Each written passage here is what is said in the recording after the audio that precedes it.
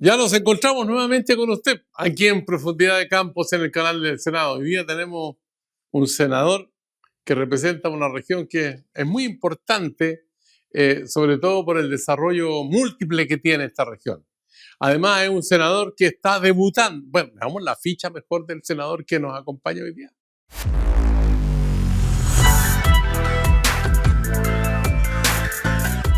Senador Tomás de Rementería Venegas, abogado, representante de la región de Valparaíso, militante del Partido Socialista, máster en Derecho Constitucional y Derechos Fundamentales por la Universidad de la Sorbonne de París. El 23 de abril juró como senador en reemplazo de la destituida Isabel Allende. Ya en el Senado le tocará legislar en las comisiones de Recursos Hídricos y Agricultura.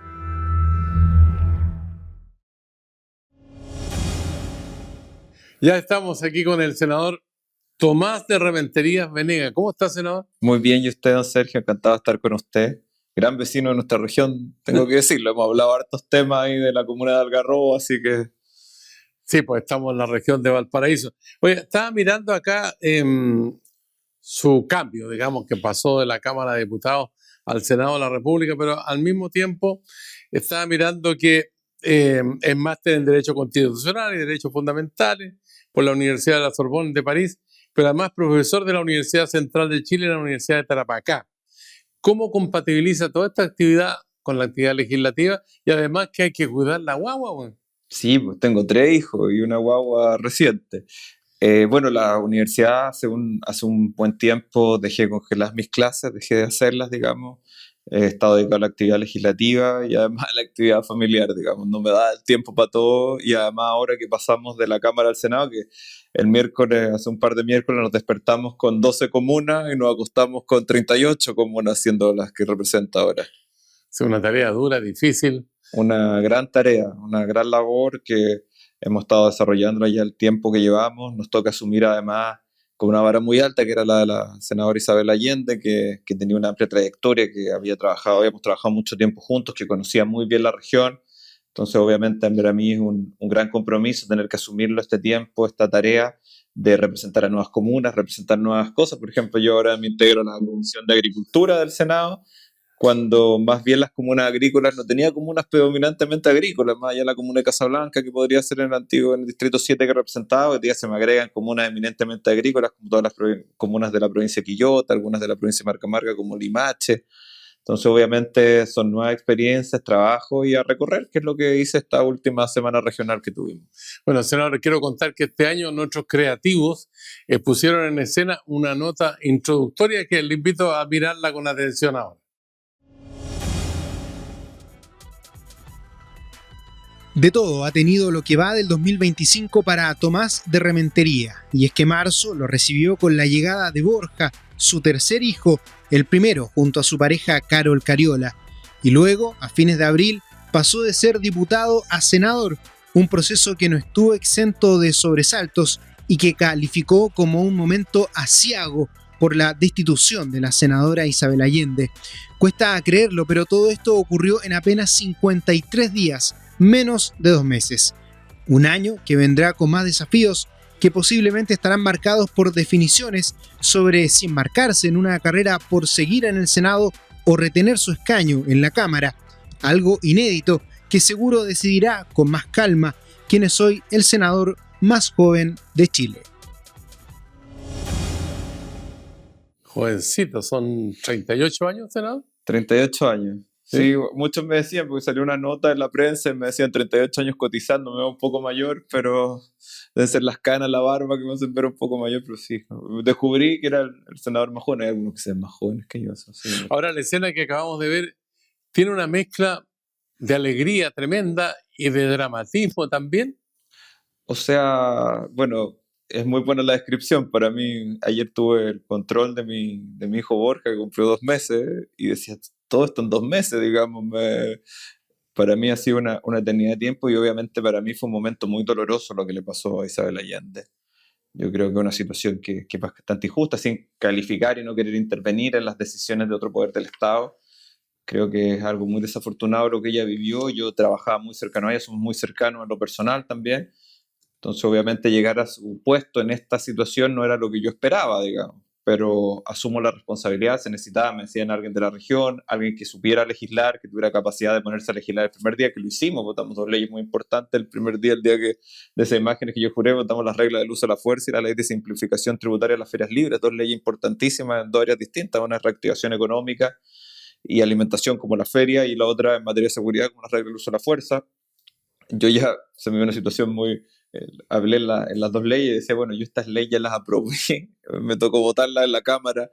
Entonces obviamente me puse a trabajar de inmediato y con el dolor de la situación de que vivió Isabel. Yo obviamente tengo una responsabilidad con mi partido, con mi región, que no podía decir que no, y en eso estamos trabajando en los temas importantes para la región acá en el Senado. Ahora, ¿es más difícil o más fácil el trabajo en el Comité Socialista de la Cámara de Diputados en relación con el Comité Socialista del Senado? Son distintos, son distintos. El Senado efectivamente tiene un análisis, yo creo, más pausado, hay menos rimbombancia. Yo me doy cuenta de una semana para otra de que hay tal vez un análisis más exhaustivo de las leyes. En la Cámara es un trabajo donde hay mucho, porque está la labor fiscalizadora, que no está en el Senado, que uno además tiene ese vértigo de las comisiones investigadoras, los oficios, una serie de cosas. En el Senado es más en análisis. Por ejemplo, a mí me empiezan a hablar de cosas nuevas como nombramientos, como hoy día tenemos una sesión sobre el análisis de lo que está haciendo TVN. Entonces obviamente son cosas que en la Cámara no vemos, son trabajos distintos, y obviamente al ser menos miembros uno destaca un poco más. Entonces no hay esa pelea que yo creo que se da en la Cámara de todos, de tratar de destacar uno sobre el otro.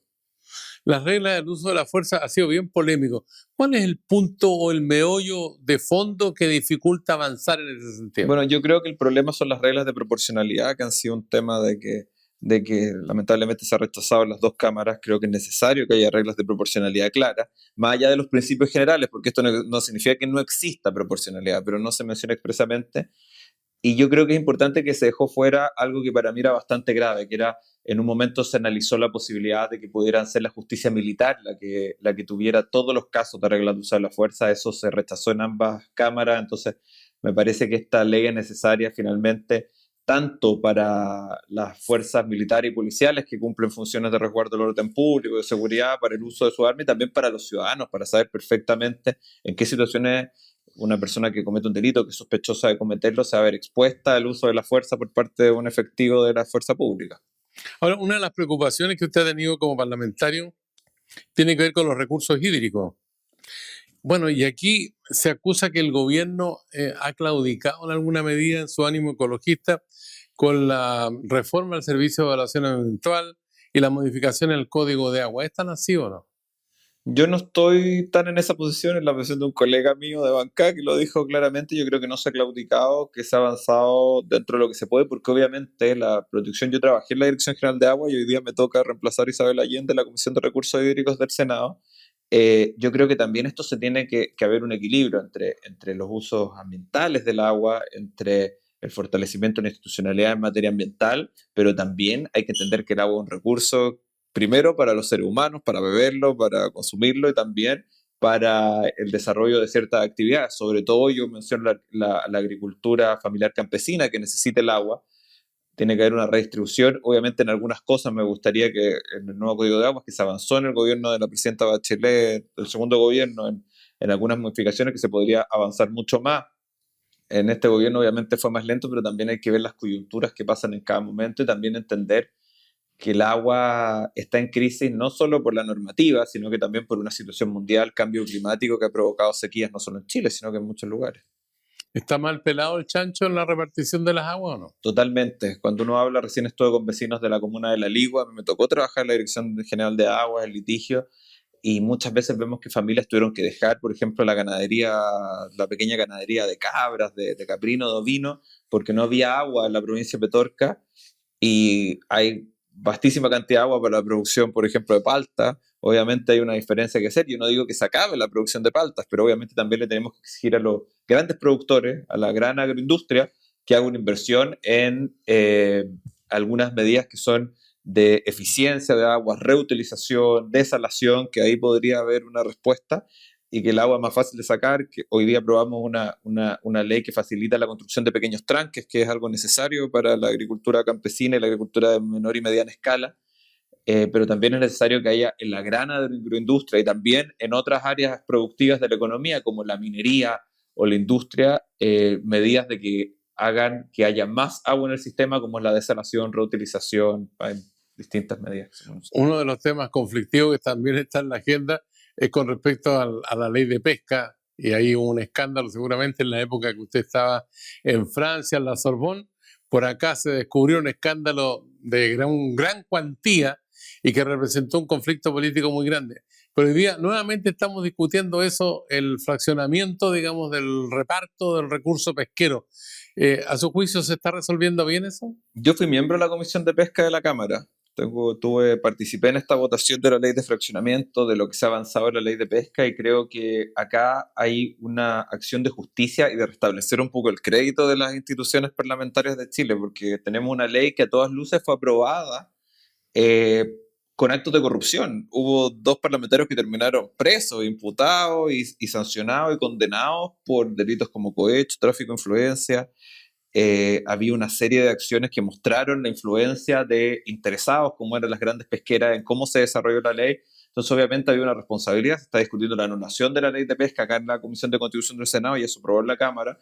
Y esa ley de fraccionamiento yo creo que tiene que restablecer un acto de justicia, pero también un acto que es necesario, que es salvar nuestra pesca artesanal. La pesca artesanal es un patrimonio nacional, no solo porque es pintoresca, las caletas, un atractivo turístico, sino que finalmente las caletas son las que entregan alimentación saludable a buen precio a muchos vecinos. O sea, cuando es Semana Santa vemos acá en la caleta Portales, que soy muy amigo del presidente de su sindicato, don Pedro Toño, la caleta del Membrillo, la caleta Higuerilla, en Concón. El otro día me tocó estar en Quintero y Puchuncaví, que más lo han pasado los pescadores en esas zonas de sacrificio. Restablecerles que ellos puedan tener un porcentaje mayor de la merluza común, que es una pesca que finalmente la necesitamos. Es una comida típica, la famosa pesca frita, o el jurel, o la reineta, o la jibia, que finalmente es un mercado que inventó la pesca artesanal, que hace muchos años la pesca industrial no tenía interés en la jibia. La pesca artesanal empezó a desarrollar por necesidad de ese mercado. Mi padre me cuenta, usted sabe que mi padre es un hombre muy relacionado con eso, porque tiene un restaurante. Entonces me decía, oye, las jibias estaban botadas en la playa, nadie las sacaba.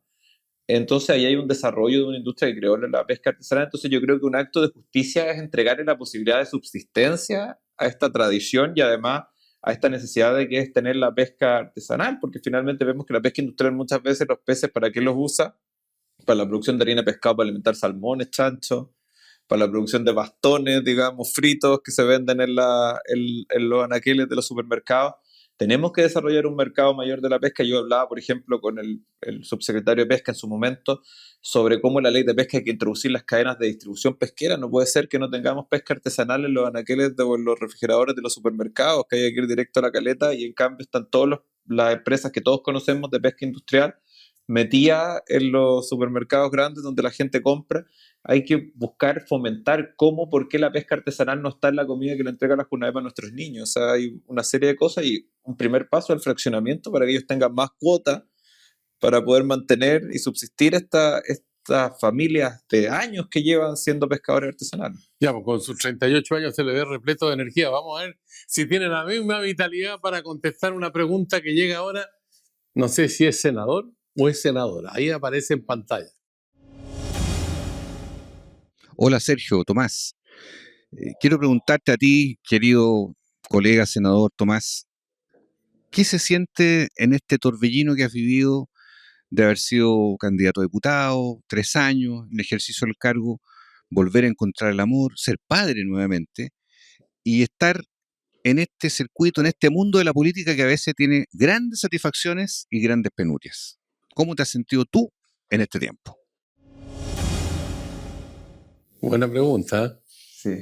Bueno, el doctor Juan Luis Castro quiere hacer un diagnóstico médico. Colega, mi jefe de comité, además, que me ha ayudado mucho a acostumbrarme a cómo funciona el Senado en estos días. Y obviamente para mí fue un cambio.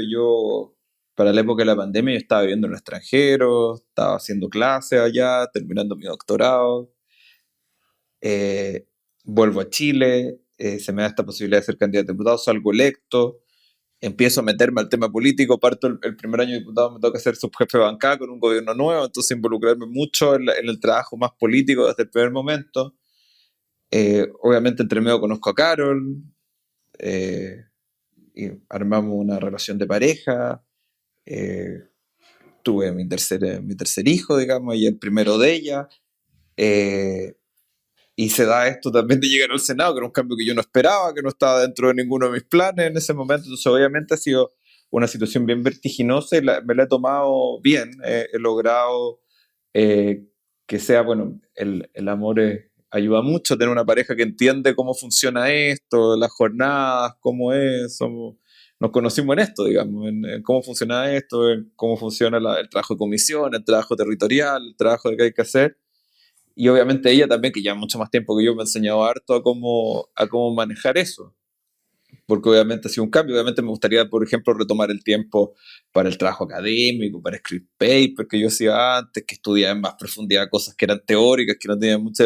Y aquí en el fondo está un torbellino de que uno avanza, y la comisión, el trabajo territorial, y de que te exigen, te llaman del Tabo, del Quisco de Algarrobo, después te llaman de ahora de Quillota, de La Calera. Entonces hay preocupaciones sectoriales que uno tiene que aprender. Recién estuvimos con un tema eléctrico, por ejemplo, con gente de la Ligua. Antes estuvimos por temas de salud de la Comuna de la Cruz. Hemos estado con el tema de los pescadores de Quintero. O sea, vamos avanzando y uno va. Entonces, en realidad no le queda tiempo para eso, pero he logrado también conciliar al tiempo de familia y he estado muy involucrado. Entonces, para mí, por ejemplo, que mi hijo mayor, Julián, que tiene 8 años, y estaba el día que juré y he estado tan emocionado, es que obviamente también se han involucrado en el trabajo que estoy realizando. Los dos mayores también, ¿no? Sí. Oye, Carol Cariola, Tomás de Rementería, es una alianza socialista-comunista como fue en la historia del siglo pasado, somos ¿no? una pareja como la unidad popular, decimos siempre. Sí. Pero se nota mucho, tenemos un librero en la casa y de su lado hay hartos libros de la historia del Partido Comunista, de la Gladys Marín, de Corbalán. Yo tengo por mi, bueno, de Che, yo tengo por mi lado unos libros más socialdemócratas, digamos. Alejandro Chelén Roja, por ejemplo, los tiene, ¿no? Sí, de Bueno, Jovet, de Marmaduke Groy. de Marmaduke Groy, de Clodomiro Almeida. Tenemos ahí sus diferencias, digamos, los libreros se nota, pero obviamente los dos con almas progresistas de izquierda, y en eso conversamos, tenemos discusiones sobre temas que, como el otro día discutíamos sobre qué era el trabajo, por ejemplo. Ahí tenemos unas conversaciones bien interesantes sobre los temas. Es como para grabarla. Sí. Vamos a hacer una pausa, senador, porque hay más para seguir hablando aquí, en Profundidad de Campos, en el canal del Senado de la República de Chile.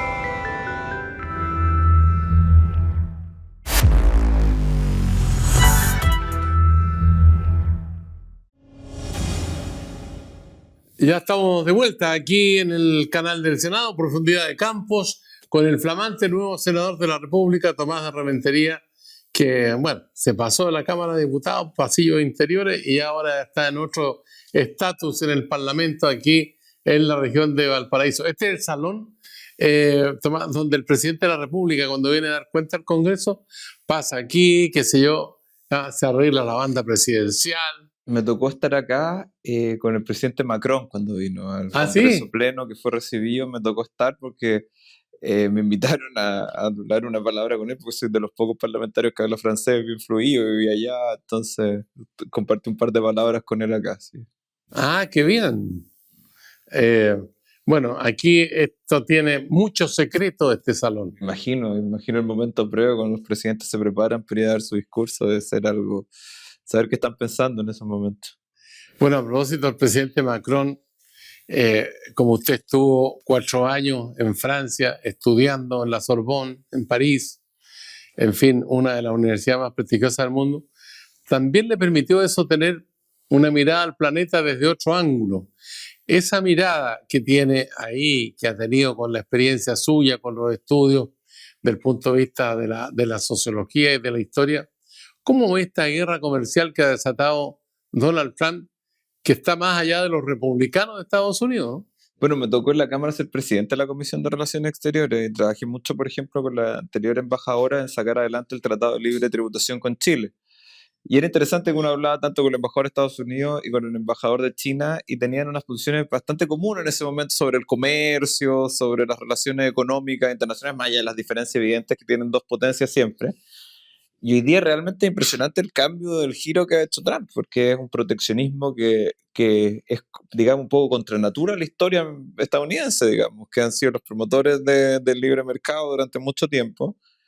Y eso está como un poco moviendo el mundo. O sea, leía recién una declaración conjunta de China con el Parlamento Europeo, que antes que iban a liberalizar todo tipo de trabas de distinta índole administrativa y todo eso, porque obviamente, finalmente cuando Estados Unidos, que era como, digamos, la potencia principal de Occidente, se va aislando, obviamente las distancias entre el mundo occidental europeo y Asia se van reduciendo. Entonces, obviamente, hay ahí un giro que extraño. Lo mismo posición de Estados Unidos con el tema de Ucrania, que ha dejado un poco sola a Ucrania con Europa, más allá de la opinión que uno pueda tener eso. Este clivaje tan marcado este-oeste o occidente-oriente que había, yo creo que hoy día no está tan marcado. Y lo decimos a puertas de que el presidente está viajando en las próximas horas a Japón y China, digamos. O sea, Ahora, bueno, también está el Medio Oriente en una situación, digamos, de un grupo extremista que secuestró, mató personas, pero al mismo tiempo hay una represión de Israel que ha sido calificada por organismos internacionales como tremendamente desproporcionada. ¿Usted lo ve así o no? sí, yo siempre he sido un promotor y a mí me llamaba la atención porque la Cámara me decía, ¿por qué tú estás en el grupo interparlamentario de amistad con Israel y el con Palestina? Y yo decía, porque yo soy un ferviente creyente de la solución de los dos estados, pero hoy día el régimen de Netanyahu en Israel lo que ha avanzado es a la realización de una guerra no antes vista. Hay personas de la oposición en Israel que están llamando a la desobediencia civil contra ese gobierno porque lo que está haciendo es un genocidio, es algo terrible lo que está pasando. Y eso está desdibujando un poco la situación del mundo, porque vemos que todo el mundo ya está viendo como que esto es una cuestión que tiene que ser inaceptable y desestabiliza toda una región que es bastante inestable como el Medio Oriente. Ahora, ha habido observaciones sobre la visita del presidente Gabriel Boric a China, eh, que no es conveniente acercarse tanto porque Estados Unidos está pendiente de que China no llegue a América Latina con más fuerza, como ha estado llegando precisamente a varios países. Y con Chile, por ejemplo, está la compra del cobre, está la compra de la fruta, del vino, en fin. Hay un intercambio comercial también con respecto a la celulosa. Eh, ¿Usted cree que es riesgoso que el presidente de la República esté en China eh, afianzando las relaciones con este país de casi 1.500 millones de habitantes? Yo creo que Chile ha tenido la capacidad de tener una relación muy fluida con China y mantener su relación con Estados Unidos. El intercambio comercial con China ha aumentado ostensiblemente, pero también hay que mantener una cierta relación con Estados Unidos a pesar del momento que vive, porque las políticas de Trump no van a ser para siempre. Incluso en su gobierno anterior él retrocedió en ciertas políticas que había tomado en cierto momento proteccionistas, pero obviamente hoy día China es un socio importante para Chile y obviamente no es extraño que el presidente vaya por segunda vez en su mandato y también va a Japón, porque obviamente hay que abrirse a nuevos mercados cuando Estados Unidos se está cerrando, digamos.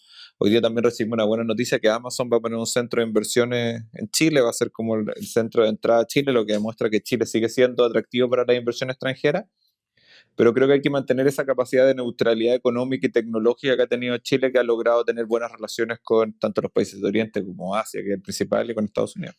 Ahora, uno dice, bueno, hay anuncios que se hacen, pero lo importante es que se concrete. Por ejemplo, autoridades chinas han dicho que van a fijar cero arancel para países de América Latina, del continente africano y algunos de Asia. ¿Usted le ve eso una posibilidad que puede permitir avanzar? Bueno, nosotros tenemos un tratado de libre comercio con China que nos avanza a tener cero arancel en muchas áreas, pero creo que China lo que está haciendo es una avanzada bastante clara en ser el promotor mundial del comercio, siendo que es un país que entró a la OMC bastante cuando ya lleva su tiempo, y además es una respuesta a la situación de Estados Unidos, que está lo que haciendo, imponiendo aranceles bastante altos a muchos países, incluso países aliados naturales de Estados Unidos. En el mismo caso, Israel tiene unos aranceles bastante altos con Estados Unidos, los que anunció Donald Trump.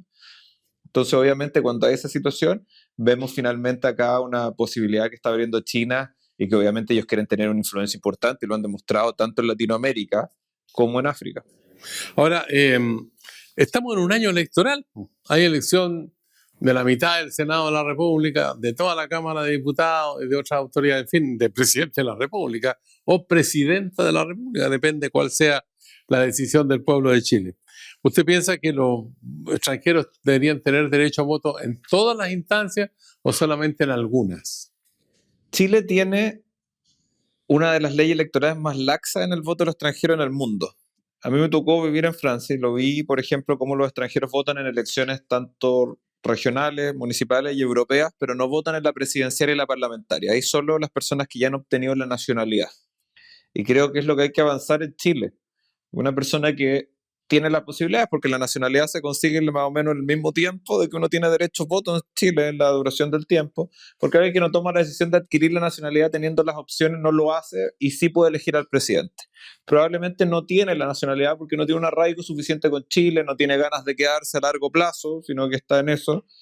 Entonces creo que la elección presidencial y la parlamentaria deberían ser para personas que ya deciden tomar la nacionalidad chilena y quedarse a vivir en Chile, teniendo la posibilidad de hacerlo, porque obviamente es el mismo tiempo que se necesiten los mismos requisitos para votar y tomar la nacionalidad. ¿Ya? Entonces, ¿por qué no ecualizar toda la nacionalidad y en el fondo que las personas extranjeras a vecindad en Chile tengan que tomar la nacionalidad chilena para participar en elecciones Oye, hablando nacionales? de sondeo de opinión pública o de estudios que se hacen sobre distintas materias, nos encontramos con la última encuesta del Centro de Estudios Públicos en que el Parlamento está al fondo de la tabla de posiciones, hablando en un lenguaje futbolístico.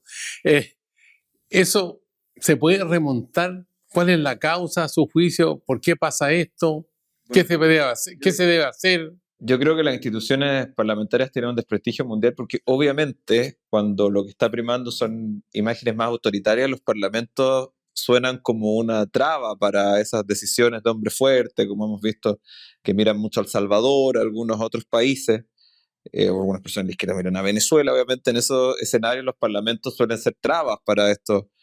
Entonces, obviamente, en cierta forma lo miran como una desventaja, pero además hay que ver el clima de las instituciones en general. Cuando los partidos políticos vean la encuesta del Ministerio Público, el gobierno, todos con aprobación de menos del 20%, es que tenemos una crisis institucional que tenemos que solucionar. Y también por el Parlamento pasa por eso también, y obviamente también dar a conocer es un rol que yo creo que este canal cumple muy bien, pero hay que ir mucho más allá de un poco abrir el Parlamento a la ciudadanía, que entiendan lo que se hace acá, las visitas que se hacen, los torneos como el de Libera, yo creo que aportan, pero también hay que entender que tenemos una crisis mundial con la democracia y una institución básica de la democracia son los parlamentos. No hay democracia sin que haya parlamento. Tenemos una pregunta ciudadana aquí porque los creativos este año dijeron, oye, hay que darle participación a la voz de la calle. Y aquí está. Hola, buenas tardes. Mi nombre es Jans. Quisiera hacerle una pregunta a la Cámara de Senadores, que qué están haciendo serio para poder hacer un cambio verdadero en este país, ya que el pueblo lo necesita con bastante urgencia. No solamente que se vayan en promesa y que realmente ya de una vez por todas esto mejore para todos. Ya, esta cortita pero contundente la pregunta. Bueno, primero yo tengo que partir como un hombre que ha estudiado las leyes como carrera, que la ley muchas veces tiene una impotencia en generar cambios tan drásticos. Aporta mucho, pero no es el único vehículo para los cambios. Hay cosas que son culturales, que son sociales, pero creo que en los últimos años sí ha habido cambios que se han generado a partir de leyes. Creo que cosas como el copago cero en FONASA, que va a cambiar un poco la mente, la estructura de la salud, la reforma en pensiones que aumenta la PGU y otorga algo de solidaridad al sistema. Creo que se está avanzando para hacer un cambio, pero obviamente también esa pregunta tiene siempre un problema, porque alguien dice, ¿qué están avanzando para hacer un cambio? Y no todas las personas quieren el mismo cambio. Si uno le pregunta, distintas personas van a decir diversas cosas de qué es un real cambio. Yo creo que Chile ha avanzado mucho en los últimos años, todavía falta, todavía hay temas graves como la desigualdad, como problemas profundos en materia de vivienda, en materia de salud, de educación. Y creo que la ley va a ser un aporte y espero que el Parlamento y cosas como esta, de que se abra, que nos pregunten desde la calle, es un aporte, pero obviamente no vamos a ser lo único. Acá también tiene que estar el Ejecutivo y tiene que estar también la ciudadanía, porque el cambio no pasa solo por las autoridades. ¿Qué le decimos a la ciudadanía del lugar incendiado en Viña del Mar y también en Limache, y que la reconstrucción ha ido, según acusan los pobladores, demasiado lenta? ¿Cómo lo ve usted que ha visitado la zona? El día de ayer me junté con diversas personas que perdieron mucho en su incendio, porque digo mucho, porque muchos perdieron vidas humanas de familiares, amigos, hermanos, esposas, hijos. Algunos perdieron su casa, otros perdieron sus barrios, su raigambre local. Yo soy viñamarino de toda la vida y muchas veces tenía familiares en el olivar. sin ir más lejos, en el campamento Manuel Bustos, mi encargada territorial de Viña del Mar en la Cámara, que ahora se viene conmigo al Senado, perdió su casa y toda su familia, porque eran barrios donde vivían familias cercanas. Y obviamente acá como Estado estábamos en deuda. Yo ayer me junté con algunos que me pasaron una carta, se la voy a pasar al presidente, que tiene un ánimo de conversar con él, de salir de la beligerancia y buscar soluciones. Y creo que acá sin duda tenemos problemas en temas desde la vivienda propiamente tal, digamos, de levantar casas para las personas que han sido muy pocas en total las que se han levantado, pero levantar barrios. El otro día estuve, por ejemplo, en el Club Deportivo Tamarugal, en el Olivar, donde usaron la cancha como centro de acopio, donde ponían los escombros, y el Estado todavía a ese club deportivo, que era donde juega la liga del Olivar, me decían, no nos han venido a restablecer la cancha para que podamos volver a algo tan propio de los barrios de Viña del Mar y de todo Chile, que es las ligas de fútbol los fines de semana, donde juegan los Claro. clubes. Ellos ni siquiera el Estado les ha ido a sacar los escombros que quedaron en la cancha, dejarla tal como estaba antes y hacerle un aporte. Entonces, cuando vemos que no se ha recompuesto, porque la reconstrucción no es solo reconstruir viviendas, es reconstruir barrios, reconstruir el espacio, reconstruir trauma, salud mental, una serie de cosas. O sea, a mí me tocó conversar muchísimo con los damnificados, muchísimo. No solo por el trabajo parlamentario, sino porque acá se quemó un porcentaje importante de la ciudad donde yo nací y crecí, entonces conozco a los vecinos, conozco un familiar de alguien, algún amigo del colegio, alguien que perdió algo, entonces obviamente ahí hay que reconstruir un poco el alma de Viña del Mar con esta reconstrucción, y no solo las casas. ¿Qué hacer con los 1.500 campamentos que hay en Chile donde hay carencia sanitaria, falta de agua, servicios higiénicos, luz eléctrica, en fin? La región de Valparaíso es la región con más campamentos de Chile. Lo he conversado harto con el ministro Montes. Tuvimos una situación que era muy precaria con el campamento del Cerro Centinela en San Antonio, que estuvo con orden de desalojo, donde habitan 4.000 familias y que tenían un orden de desalojo. Se logró una mesa de trabajo, pero acá tiene que haber una solución profunda.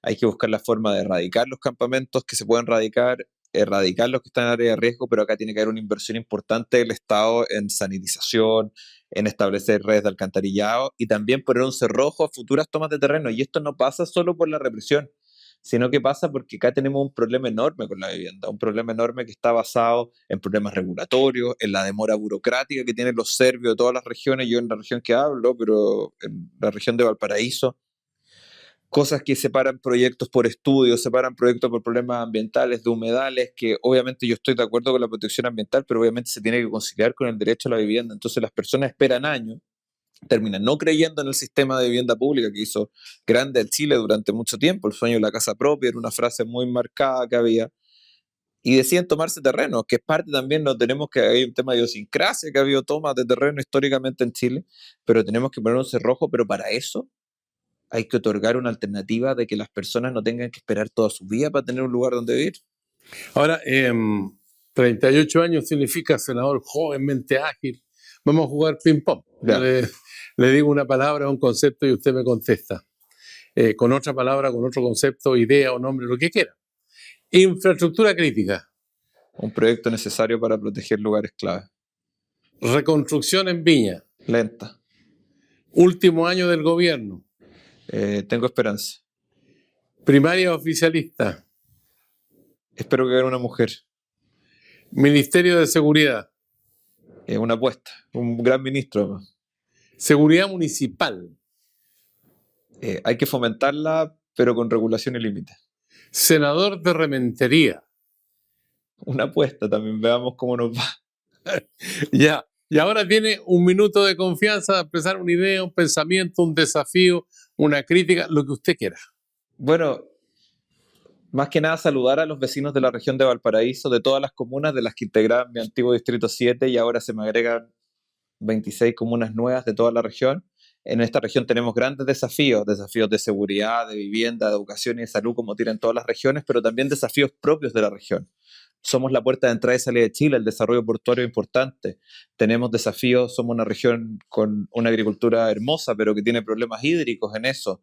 Tenemos problemas de conectividad vial, de conectar esta gran región que abarca tantos territorios tan distintos, de Petorca a San Antonio, de Zapallar a Putaendo, de Quilpué a Viña del Mar, de San Felipe hasta el Tabo. Tenemos una serie de territorios que conectar con distintas realidades, turísticos, agrícolas, mineros, pesqueros. Entonces yo lo que pido es que confíen en mí, que los voy a representar tal como lo hizo Isabel Allende y que espero hacer el mejor trabajo posible estos meses que esté en el Senado y ver qué pasa después.